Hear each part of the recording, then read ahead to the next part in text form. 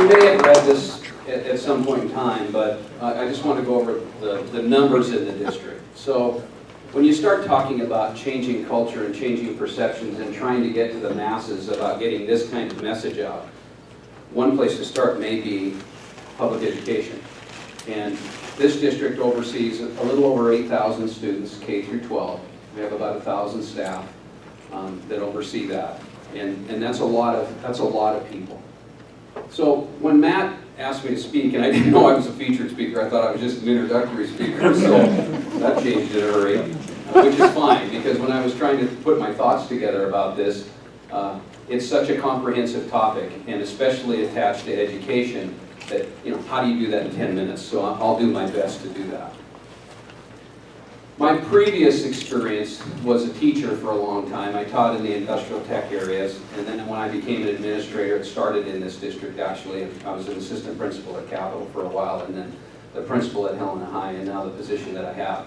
So I've been on both sides of town, and what was interesting when you start looking at the mental health issues, I started to see it as an assistant principal when I was at Capitol. There seemed to be an increase in the amount of students requiring additional supports emotionally. I don't know really what the cause was or the why. I've done some professional reading. There's a nice article out in the Atlantic Journal on cell phones and technology and some of the impacts, and they've got some good statistical data to support that. If I can find that, I'll share that if you haven't seen it. But I think it's the best read I've had to date about maybe some of the why of what we're dealing with.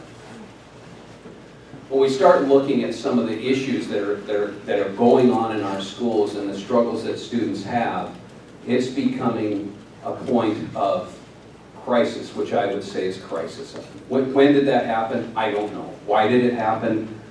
We have some theory on what it is, but we don't really know. I can tell you this, though, from being a principal or an assistant principal, it scares the hell out of you.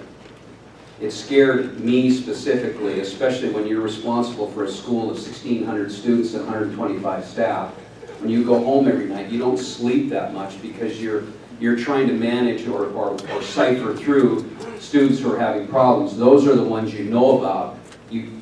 Who knows about the ones you don't know about? And so that's what schools have been facing, and it's a challenge. And so Matt was right when he said we reached out. So obviously in our community we've seen the level of suicide, we've seen the amount of suicide. What the public doesn't understand is the number of students who are in suicidal ideation that you don't hear about, that's inundating the counseling offices and taking situations that are extremely dangerous and extremely stressful and pushing those resources way out. And not to mention the resources, but just, we're in the education business, so we got in the education business because we truly do like kids and we truly do love kids. And so when you get in those situations and you choose that profession, the fear factor comes in. And that's where the partnership, when you start talking about NAMI and all of the resources that our community had, when we experienced our second or third suicide in this community, teenage suicide, from the very beginning, we started to say, okay, what is happening? What's going on? What are we doing? What do we need to do? Searching for answers at the whole time when fear is driving it from behind. And I do want to thank Matt and NAMI for their support for us. We convened a council of who we felt were the best minds in our community and around the state if we could get access to them, and we did a round table and walked through everything our district does. We start in elementary school through our counseling department. We have middle school programs. We have high school programs. And then we had the opportunity to take a look at YAM. And I can't thank, and I thank a lot of people publicly for this, for the people who are instrumental in putting a mental health research center together at MSU. That is excellent, because that's what we need. We're an educational institution, public education. We need that type of expertise. We're searching for those answers so that we can help our kids and help our families. So again, that's been outstanding. It's obviously a very challenging topic. It's an extremely challenging topic, but I have immense hope. I really do. I see the interventions that are going on a day-to-day basis with our schools and our kids, and it doesn't matter if they're in elementary, middle, or high school. The issues go across the board. They really do. I see the interventions with our parents and what's happening with our parents and the support that we have for our parents. Out of that council, we got to meet Dr. Bo Smelko. We talked about Dr. Smelko, you know, what can we do? What as parents can we do? What as teachers can we do? And you know, he came up with one term and he said grit. We have to help people with grit in some of this too. And so, you know, we shared that out with our parents. We shared that out with our teachers. We're looking at those types of things. The growth mindset, some of the research that's out with that about setting a goal and being able to obtain that goal and being able to fail and it not being the end of the world. That it's okay. That I didn't receive an A. It's okay. It's going to be fine. There's a lesson in working through that. And so from a school's perspective, there's hope from that point. We feel, I don't think we feel confident, but we feel comfortable with the level of resources that we've surrounded ourselves with, that at least we have people to go to, both within our ranks and with outside.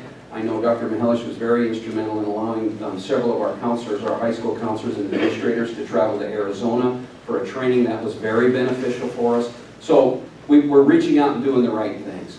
But what's really interesting about this is, so thank you, by the way, for assisting in passing a $63 million bond that helps with new facilities. Yeah.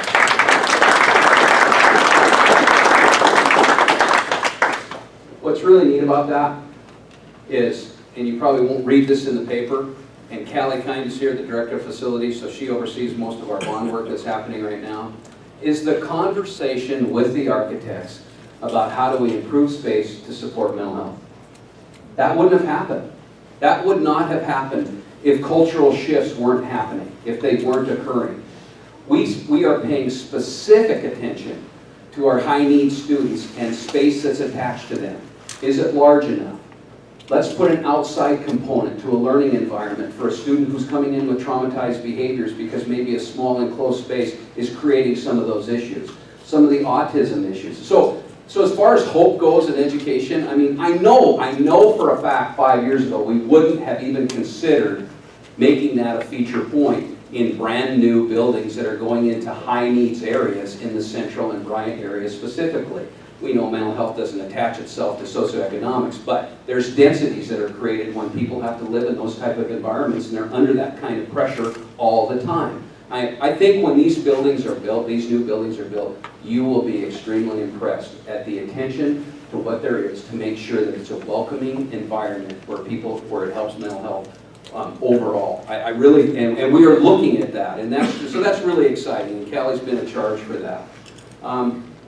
But the hope overall, you know, the thing that we have in education, number one, is our people care a great deal about our kids. And they care a great deal about our families. That goes both ways. So when we lose a student or we're on the edge of that, the impacts that it has obviously to the families is detrimental, and obviously the impacts to the schools. It's on the front side of our attention, and the interventions that we are using we feel are doing the best that we can, but we're continually searching. But there's hope. There's hope because there's these types of people that are out there pushing legislation for us and then helping us along the way. So I can't thank our school personnel enough. One, they care. Two, they're searching for those answers. Three, they've got courage to step in difficult situations and attack it and go after it. Because another thing that people don't realize is the interventions and the interactions that our people are having with our students are saving lives on the other end. They very, very much are.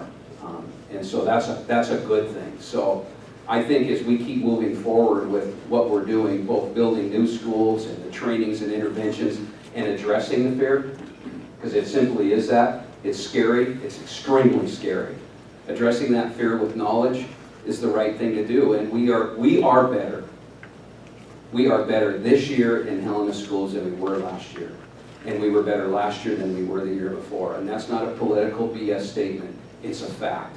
Our people are working extremely hard to make sure that our kids are taken care of all the time. So, NAMI, I thank you, St. Mary's Church. We thank you very much. And the school district thanks you for the support. That the kids are being well taken care of. They really, really are. And we love them dearly. So thank you.